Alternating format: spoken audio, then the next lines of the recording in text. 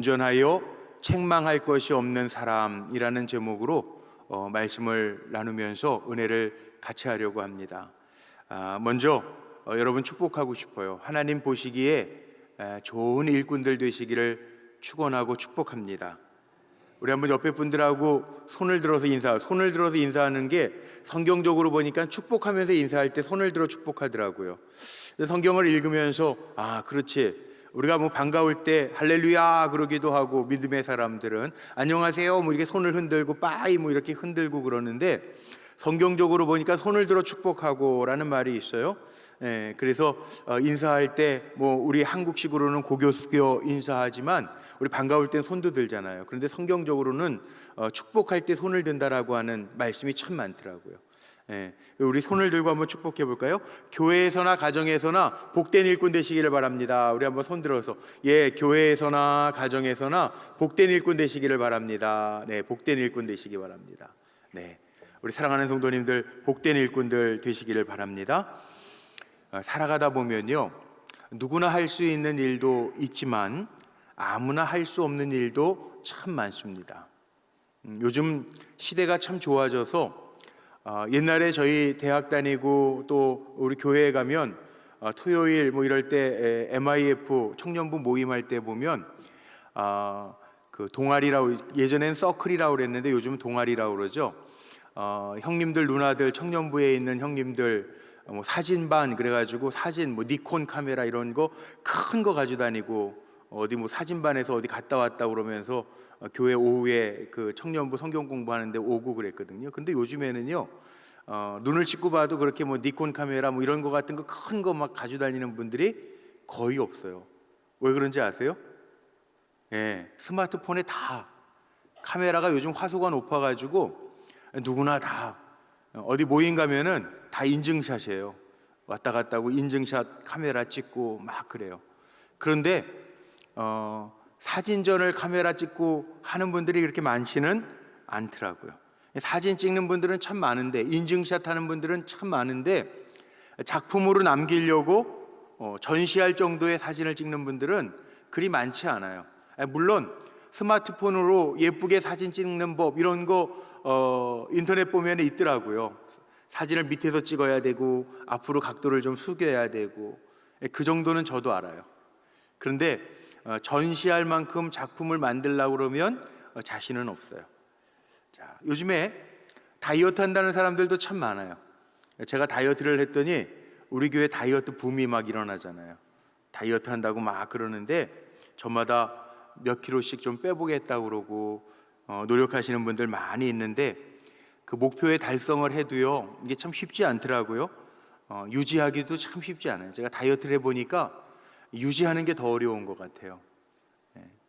그런데 많은 정말 다이어트 프로그램의 선생님들, 또 우리 저를 좀 도와주셨던 우리 권사님, 우리 김정태 권사님도 그런 얘기 하시더라고요. 다이어트를 열심히 노력해서 하기는 하는데, 하는 사람들은 많이 있는데 노력하지 않으면 다이어트는 99%가 실패래요.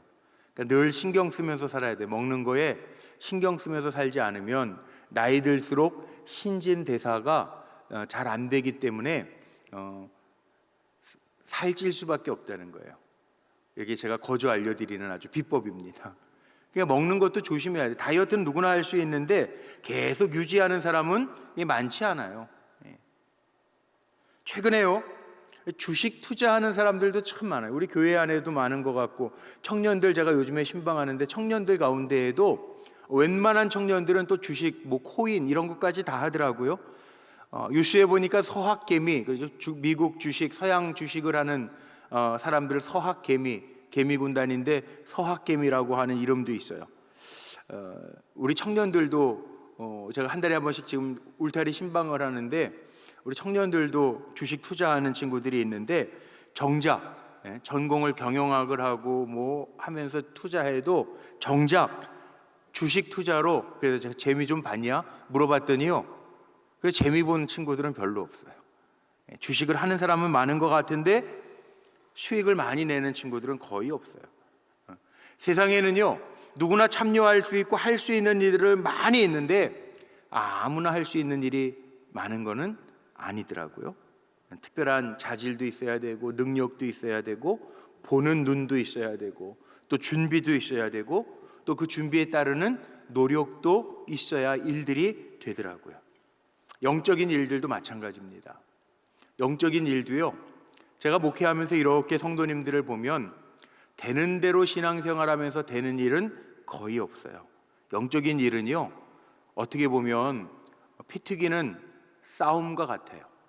그래서 사도 바울도 성경에 뭐라고 표현을 했냐면 내가 선한 싸움 다 싸우고, 세상을 살아가면서 우리가 영적인 일에도요 정말 마음을 굳게 먹고 하나님의 말씀대로 살리라 라고 하는 다짐을 가지고 살아가지 않으면 세상에 영적인 싸움을 걸어오는 회방꾼들, 악한 영들이 너무 많아서 영적으로도요 되는 대로 사는 사람은 영적으로 승리할 수 있는 확률이 적어요.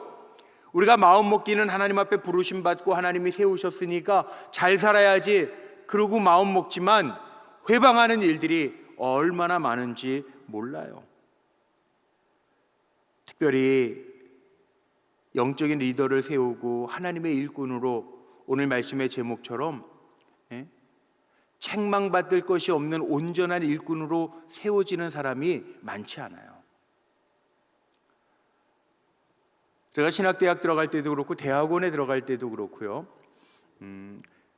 시험을 보고 나서 면접을 합니다. 면접. 요즘도 아마 대학들 면접이 있겠지만 신학대학, 대학원은요 면접이 더 중요해요. 성적도 물론 중요하지만 면접 볼 때 교수님들 4-5분이 앉아 계시고 꼭 입사 면접하는 것처럼 면접을 하는데, 면접하면서 교수님들도요 이 사람이 정말 목회적 자질이 있는가, 성실한가, 주의 일을 잘 감당할 수 있을까, 또 신학대학에 들어와서 신학을 공부할 수 있는 마음의 준비가 됐는가 다 봐요. 우리 목사님들도요, 우리 감리교회는 연급이라는 게 있습니다. 준회원 1년급, 2년급, 예전에는 4년급까지 있었는데 요즘에는 중 3년급의 목사 안수를 받고 정회원에 허입을 하고, 정회원도 1년에서부터 12년까지 연급이 쭉 있어요.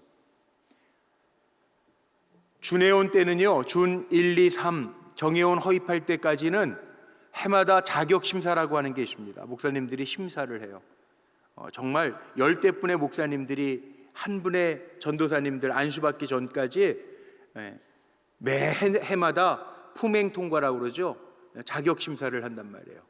우리 장로님들도 하셨잖아요. 우리 장로님들도 감리교회는 연급이 있어가지고요, 장로님 되고 나서도 장로로 바로 안수를 받는 게 아니라 장로님들 1년급, 2년급 지나야 안수를 받아요. 그리고 장로님들 연급 진급하면서도 품행 통과, 자격 심사를 한다고요. 그래서 정말 교회에서 모범된, 장로는 기름 붓는 거잖아요. 그래서 모범된 종이 될 수 있는지 없는지를 살핍니다.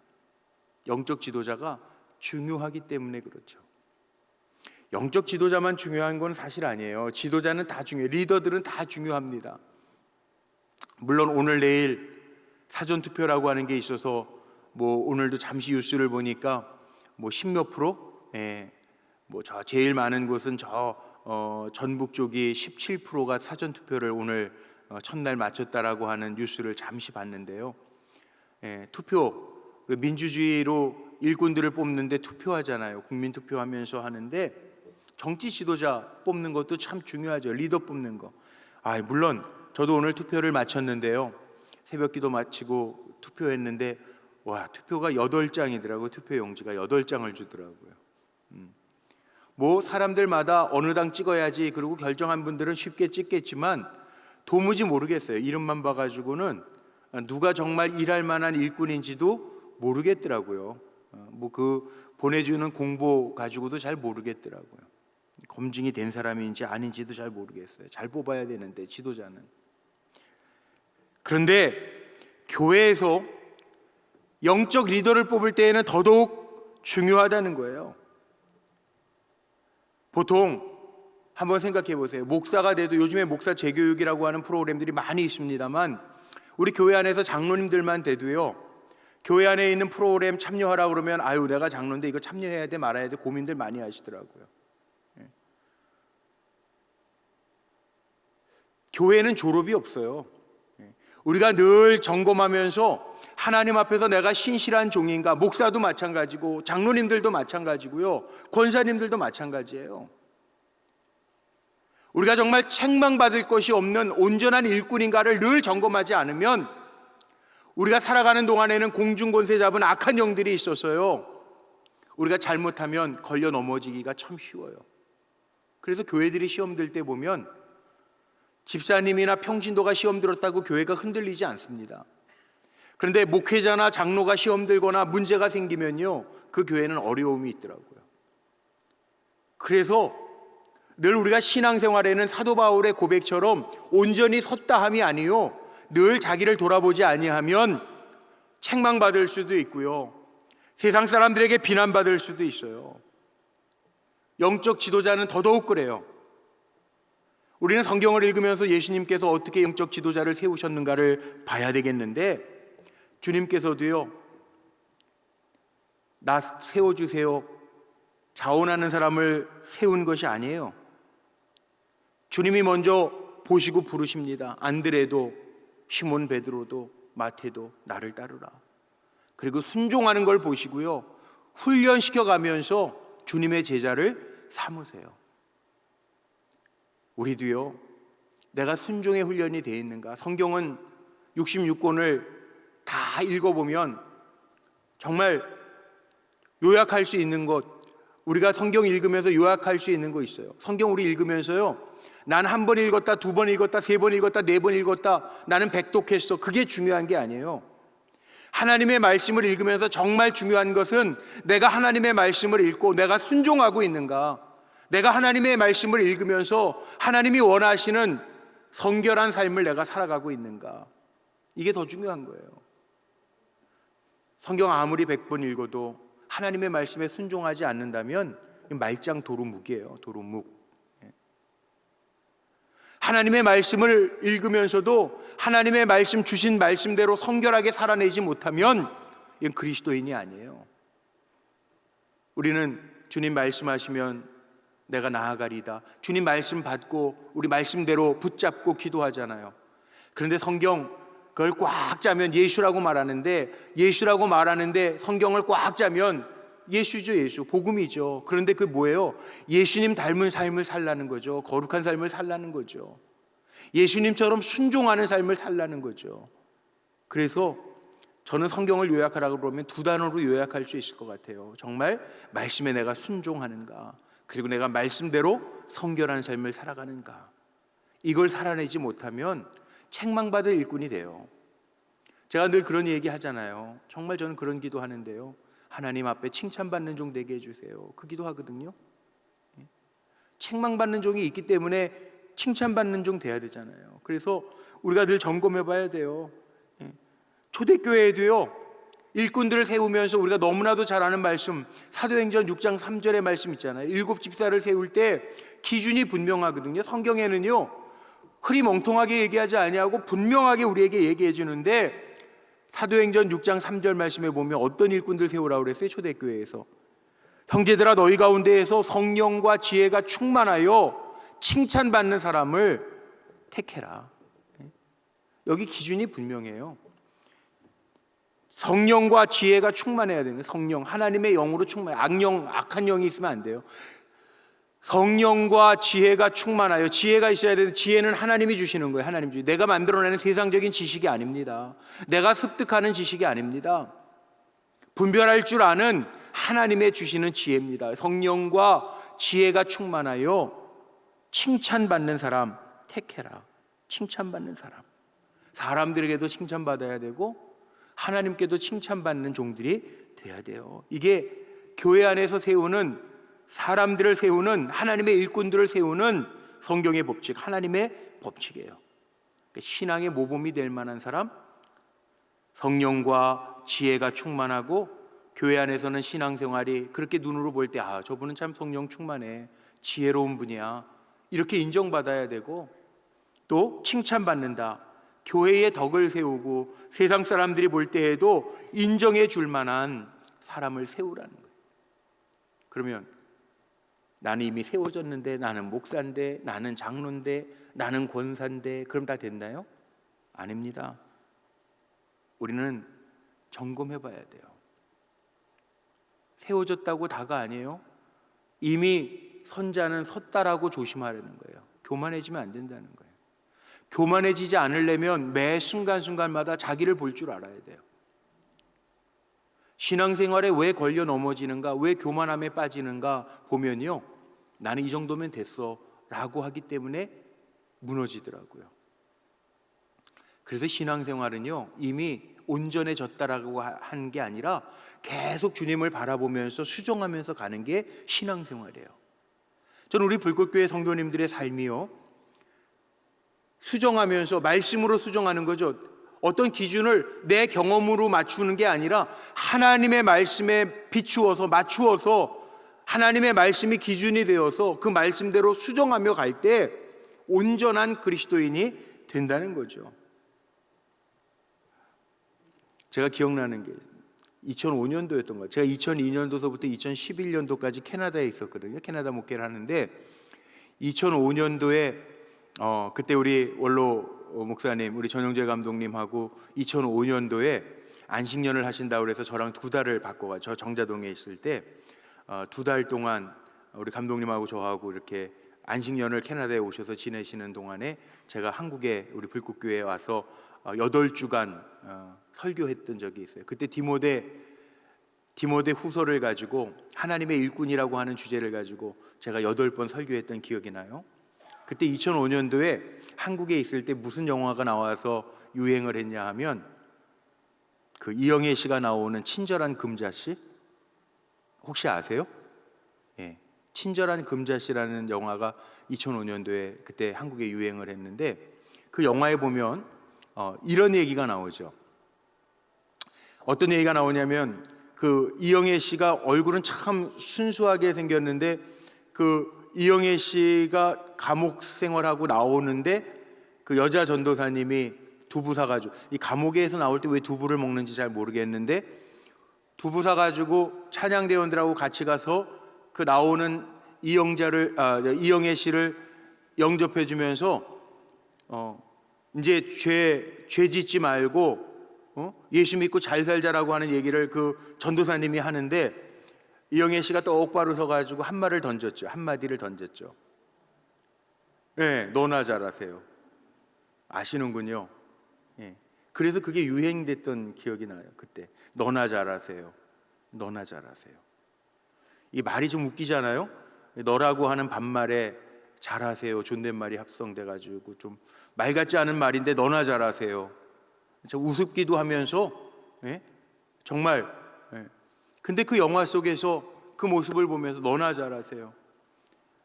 그리고 나서 그 기독교인들을 비웃는 얘기들이 참 많이 나왔어요. 기독교를 개독교라고 그러고, 예.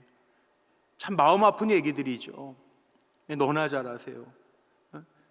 자기는 똑바로 못하면서 남 충고하거나 그 지적질이라고 그러잖아요. 요즘엔 지적질.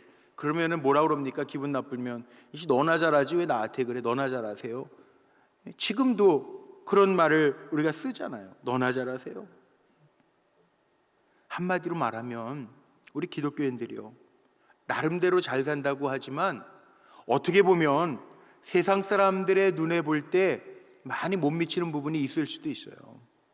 냉철하게 보면 그 영화에서뿐만이 아니라 너나 잘하세요.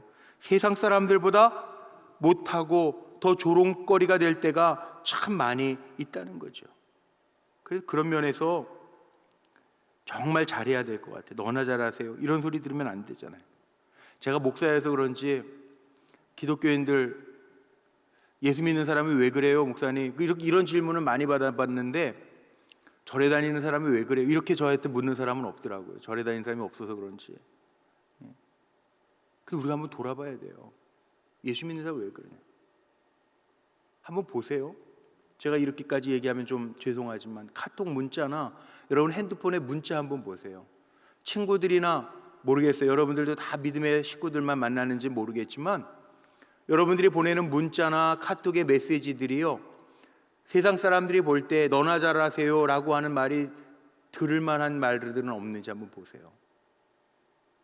우리가 참 이 관계 속에서 살아가기 때문에 이 관계라고 하는 걸 무시할 수가 없는데, 우리가 적어도 예수 믿는 사람이라고 한다면 세상 사람들이 우리를 보면서도 기대하는 게 있어요. 기대하는 거, 마음으로. 어떻게 보면 비난한다라고 하는 얘기는 자신들의, 세상 사람들의 기준에 못 미치기 때문에 오히려 비난하는 거예요. 그렇다면 우리의 삶을 한번 점검해 보자는 거죠. 내가 정말 잘하고 있는가? 물론 말도 잘해야 되겠지만 요즘에 전부 다 뭐 전화 통화 안 되면 문자로도 주고받고 카톡으로도 주고받잖아요. 내 언어 속에, 내 말 속에 정말 믿음의 향기가 묻어나는지, 아니면 세상 사람들보다도 못한 언어들이 있지는 않은지 참 조심스러워요. 다 드러나거든요, 요즘에. 뭐 SNS라고 페이스북이나 뭐 이런 거 보세요. 자기 자랑질하는 건 아닌지 우리가 점검해 봐야 돼요. 왜냐하면 세상 사람들은 그렇게 보거든요. 뭐 교회 다니는 사람이 저래? 뭐 우리하고 다를 거 없잖아. 아니네, 우리보다도 못하네.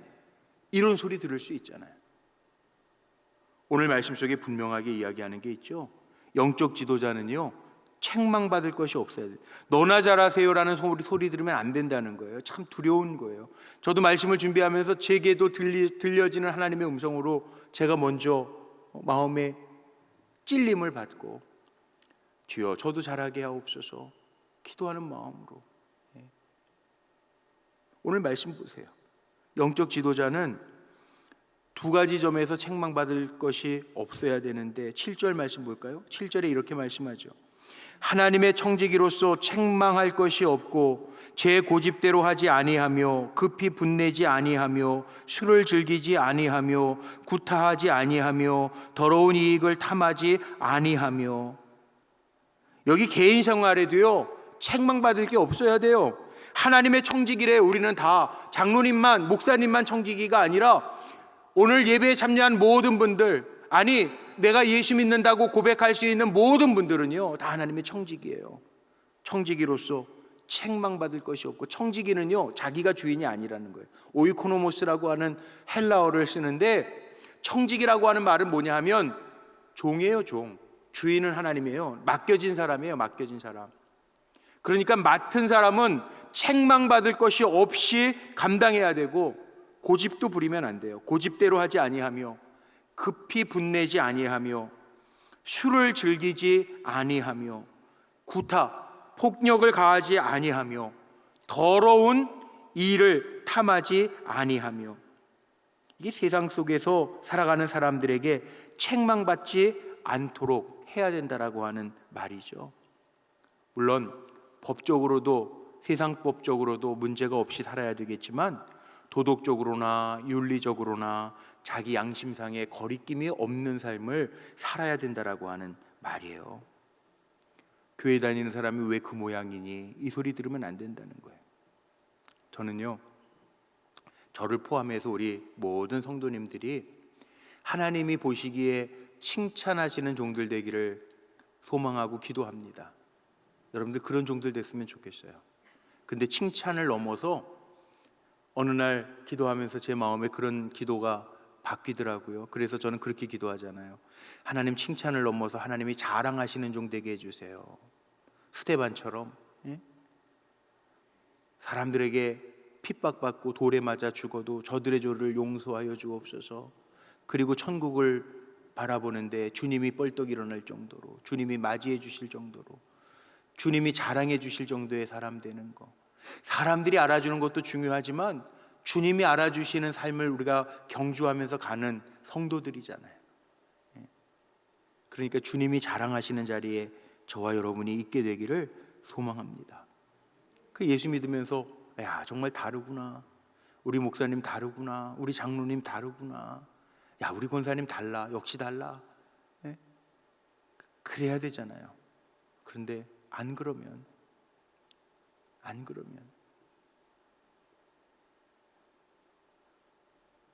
전 할아버지가 이름도 그렇게 지어주셨거든요. 목사대라고. 거룩성자에 향기훈자예요. 향기훈자.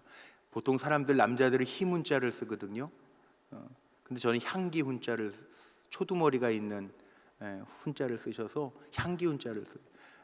고린도전서 2장 15절에 나오는 그리스도의 향기라. 그래서 거룩한 향기예요. 거룩한 향기.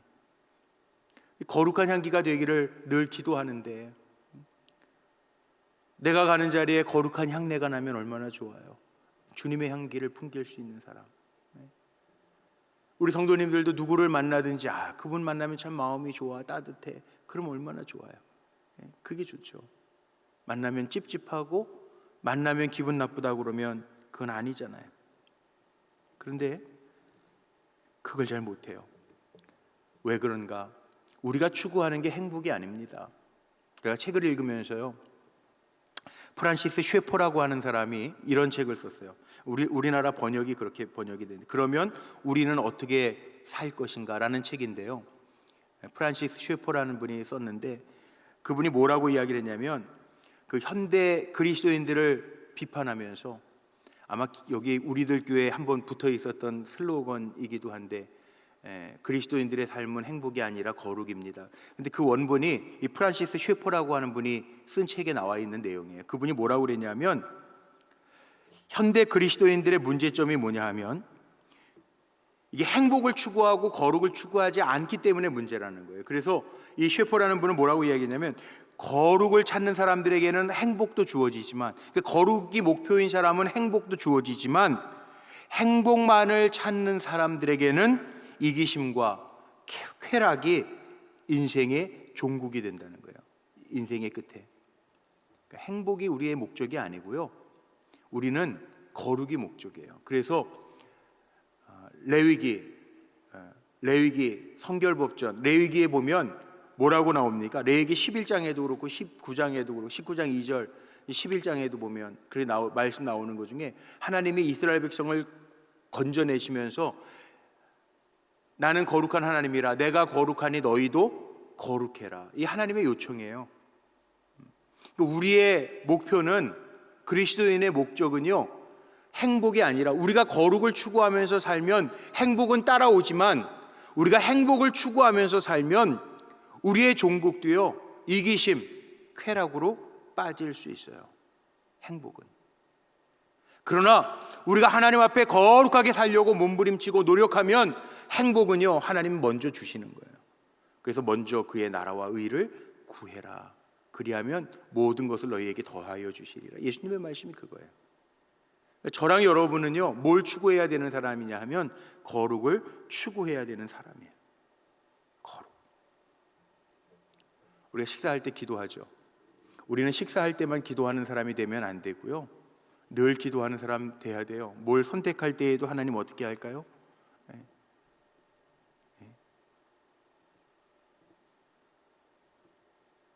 어느 집사님 그러더라고요.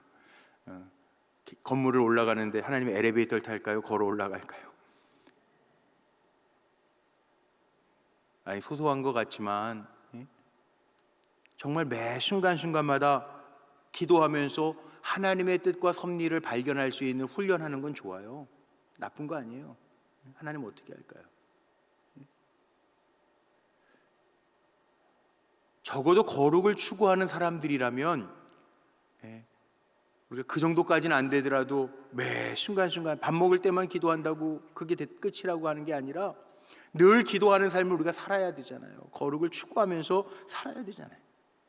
무슨 일을 하든지 책망할 것이 없는 일꾼으로, 분내지 아니하고 일을 탐하지 아니하고 그렇게 살아가는, 개인적인 생활에서도요, 그렇게 살아가는 삶의 모습을 지니라는 거예요. 힘들다고요? 아니에요. 이게 힘든 게 아니라, 올가미를 씌우는 게 아니라 하나님이 원하시는 삶이라는 거예요. 일꾼된 우리가 살아야 할 삶의 방법이라는 거예요.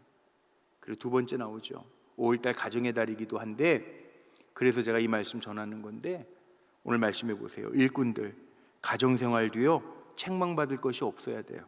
6절 한번 볼까요? 6절에 보니까 이런 말씀이 나옵니다.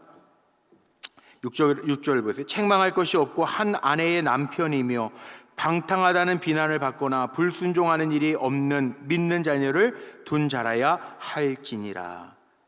자, 물론 장로를 선택하고 감독을 선택할 때 디모데에게 사도 바울이 주는 목회 서신 안에 담겨져 있는 서신입니다. 하나님의 일꾼을 세울 때에도 여기 나와요. 한 아내의 남편이며 방탕하다는 비난을 받거나 불순종하는 일이 없는 믿는 자녀를 둔 자라야 할지니라. 장로나 감독은, 교회 지도자들은 이렇게 뽑으라는 거죠. 가정을 평안하게 이끌 수 있는 사람을 뽑으라는 거죠. 사실 이 사도 바울이 이렇게 편지를 쓸 때 당시 로마 시대는요, 일부 일처제가 아니에요. 그런데 성경은 뭐라고 이야기하냐면, 그리스도인들, 더군다나 영적인 지도자가 되어야 할 사람들은 한 아내의 남편이어야 하며, 자녀들에게도 방탕하다는 비난을 받거나 불순종하는 일이 없는 믿는 자녀를 둔 자라야 할지니라. 굉장히 중요한 거예요. 가정을 믿음으로 평안하게 이끌 수 있는 사람을 리더로 세우라는 거예요. 우리 장로님들하고 회의하면서 우리 장로님들도 그런 고백들을 하셨어요.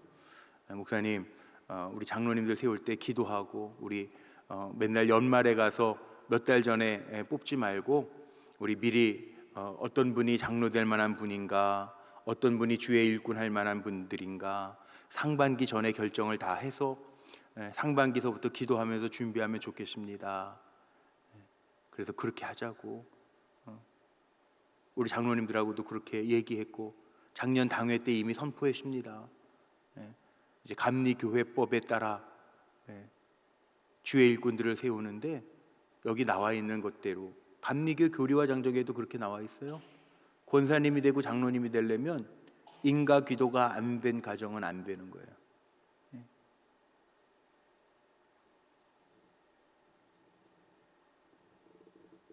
이게 쉬운 게 아니에요. 우리나라도 종교 다원화 시대를 살아가니까 누구는 성당 다니고, 딸은 성당 다니고, 아들은 절 다니고, 다 나눠져 있는 가정들도 있어요. 그런데 그게 나쁘다고 하는 게 아니라, 우리가 믿음의 사람이 모범을 보이면서 복음으로 하나 될 수 있는 선한 영향력을 끼치는 종들이 돼야 된다는 거예요. 그런 영향력이 있는지 한번 생각해 보세요. 구원의 확신이 없으면, 그래 뭐 세상이 다원화 시대인데 넌 너 좋은 대로 살아. 그렇지만 믿음의 확신이 있는 사람은 그렇지 않잖아요. 그렇지 않잖아요. 우리는요, 믿음의 사람에게 어려운 일이 없을 수는 없어요. 우리도 어려운 일 있어요. 살다 보면 어려움에도 봉착할 때 있고, 시험거리도 있을 때 있어요. 오늘 우리 교육자 회의하는데, 우리가 늘 교육자 회의하면서 우리 돌아가면서 큐티 시간을 갖거든요. 말씀 나눔의 시간을 가져요. 오늘 우리 송윤희 목사님 지난주에 파송 받았으니까 이제 이번 주에는 정식으로는 유치부 사역을 마치고 이제 6월 달에 아프리카 에스와티니로 가야 되는데, 오늘 교육자 회의 마지막 큐티를 우리 송윤희 목사님이 나눠줬어요. 오늘 우리 읽는 성경에 맞추어서 오늘 시편 3편에서부터 5편 읽는 날이잖아요. 그런 고백하더라고요, 우리 송윤희 목사님이. 마지막 나누는 큐티인데, 아프리카 저 오지 너무 어려운 곳, 에스와틴이라고 하는 곳. 요즘에 뭐 아프리카 또 요즘 원숭이 두창에 뭐 에이즈가 제일 많은 곳이 아프리카인데, 아프리카 가운데서도 에이즈가 제일 성행하는 곳이 에스와틴이래요. 그곳에 아이들 사역을 위해서 이제 선교사로 갈 텐데, 자기는 그렇게 생각한대. 어려움이나 힘든 일은 분명히 있을 거래요. 근데 송 목사님이 그런 얘기를 하더라고요. 시편의 다윗의 기도를 이야기하면서 큐티 나눔하는 거예요. 근데 저를 위해서 기도해 주실 때 어려운 일 안 만나게 해주세요라는 기도가 아니라, 어려운 일을 만나고 시험거리를 만나고 힘든 일들을 만나도 하나님을 향한 확신과 신뢰가 흔들리지 않게 기도해 주세요. 이게 맞잖아요. 여러분, 우리가 살아가면서요, 맞아요, 우리가 시험거리, 예수 믿는다고 시험거리가 하나도 없이 사는 사람은 없어요. 우리에게도 시험거리가 올 거고요, 우리 가정에도 어쩔 때 시험거리가 올 거예요. 그러나 중요한 게 있습니다. 우리는요, 예수 믿는 우리는요, 이 확신과 신뢰가 흔들리지 않기 때문에, 구원의 기쁨을 알기 때문에, 너는 너 좋은 대로 믿어가 아니에요. 내 사랑하는 자녀들, 내 사랑하는 남편이 주님을 모른다고 그러면 우리는 확신이 있잖아요. 신뢰, 하나님을 향한 신뢰가 있잖아요. 그래서 기도하는 거예요. 그 영혼을 위해서 기도하는 거예요. 매를 댈 수는 없지만 그렇게 기도하는 거예요. 어느 권사님은 아들이 예수 안 믿고, 물론 그 아들도 뭔 문제가 있었어요. 예수 안 믿고 세상적인 삶을 사니까 이 권사님이 하다 안 되니까 그 아들의 신발을, 새벽 기도 나올 때마다 신발을 주머니에다 넣어가지고 가져와서 울면서 기도하는, 제가 잊어버릴 수가 없어요. 그 권사님. 적어도 그런 마음들이 우리에게 있어야 된다는 거예요. 가정을 평안으로 지킬 수 있는 사람, 영적인 가정, 우리 가정은 영적인 가정이어야 돼. 그리고 더더욱 평안을 지키려고 하는 사람. 그 시대는 뭐 일부 다처가 될 수도 있는 시대였지만 한 아내의 남편이며 가정을 잘 지킬 수 있는 사람, 그렇게 만들라는 거잖아요. 한 예를 들고 말씀을 오늘 마치려고 합니다. 원래 자동차 하면 미국이었잖아요. 요즘에는 뭐 독일 자동차, 뭐 벤츠, BMW, 뭐 아우디, 뭐 이런 차들이 참 유행이고, 미국 차들은 한물 갔다 그러는데, 원래 헨리 포드, 자동차의 대중화를 이룬 내가 헨리 포드고, 저 미국 디트로이트에 가면 포드 자동차에 대한 역사 기록관도 있잖아요. 헨리 포드가 자동차 대중화를 이끈 사람인데, 그리고 노동자들의 임금도 대폭 올려줘서 함께 잘 살아가는 중상층 계층을 이룬 헨리 포드, 유명한 사람이죠. 헨리 포드가 은퇴할 때 기자들이 한 모임에서 기자회견을 하면서 묻습니다. 일생 동안 정말 많은 성공을 이루셨는데 가장 중요한 성공이 뭐라고 생각하십니까? 포드에게 그렇게 물어봤어요. 포드가 이렇게 대답했습니다. 나의 가장 큰 성공은 가정입니다. 그 무엇보다도 가장 중요한 것은 가정입니다. 사업이 바쁘고 해야 할 일들이 많아도 나는 가정에 헌신했습니다. 왜? 가정이 평안하자 그 안에서 안식을 얻을 수 있었고, 안식을 얻어서 재충전해서, 에너지를 재충전해서 다시 사업을 잘 하며 성공할 수 있었습니다. 그렇게 대답했다는 거예요. 마찬가지입니다. 우리가 책망받은 거, 가정에서 책망받으면 안 되잖아요. 목사인 저도, 아내에게도 아들에게도 목사로서 인정받아야 저도 교회에서도 떳떳하게 하나님의 말씀 전할 수 있잖아요. 우리 장로님, 권사님들도 마찬가지 아니에요? 가정에서도 자녀들과 아내가, 남편이 참 믿을 만한 사람이야, 내가 결혼 잘했어, 우리 아빠 참 좋아, 교회 다니는 아빠인데 교회만 잘 다니시는 게 아니라 역시 모범이 돼, 나도 저렇게 믿어야지, 그래야 되잖아요. 이게 안 되면 신앙생활이라는 게 책망받을 일꾼이 될 수 있다는 거예요. 이게 안 되면. 오늘 제가 좀 무거운 얘기했죠. 그런데요, 정말 중요한 거기 때문에 그래요. 우리 신앙생활하면서 배려하고 좋은 이야기들 나누고, 또 문자를 보내거나 함께 교제하면서도 정말 권사님이 있어서 행복해. 물론 우리 교회 따뜻하고 좋은 교회지만 소그룹 모임할 때에도 신뢰가 가고 힘이 나고 격려가 돼. 이래야 되는데 누구 하나 때문에 미꾸라지 흙탕물 만들듯이 그러면 속상하잖아요. 그렇습니다. 오늘 말씀의 제목대로 나는 책망받을 것이 없는 온전한 사람, 온전한 일꾼인가, 오늘 기도하면서 잘 점검하고요. 만약에 걸리는 부분이 있다 그러면 우리에게 아직 기회가 있어요. 참 좋은 거는 하나님 아직 우리 데려가지 않으셨잖아요. 오늘 이 말씀 왜 듣게 하셨을까요? 다시 방향 잡으라고. 저도 방향 다시 잡고 여러분들도 방향 다시 잡아서 칭찬받는 종, 책망받을 것이 없는 칭찬받을 만한 종들로, 온전한 종들로 저와 여러분이 세워지시기를 주의 이름으로 축복합니다. 우리가 하나님 앞에 왜 예배드려요? 온전한 그리스도인으로 성장하기 위해서 예배드리는 거예요. 장성한 분량에까지 이르기 위해서 예배드리는 거예요. 그러니까 오늘 말씀 들었으니까 저나 여러분이나 조금 더 성장해야 돼요. 완전을 향해서 조금 더 성장하는. 우리 함께 찬송하고 기도할까요? 우리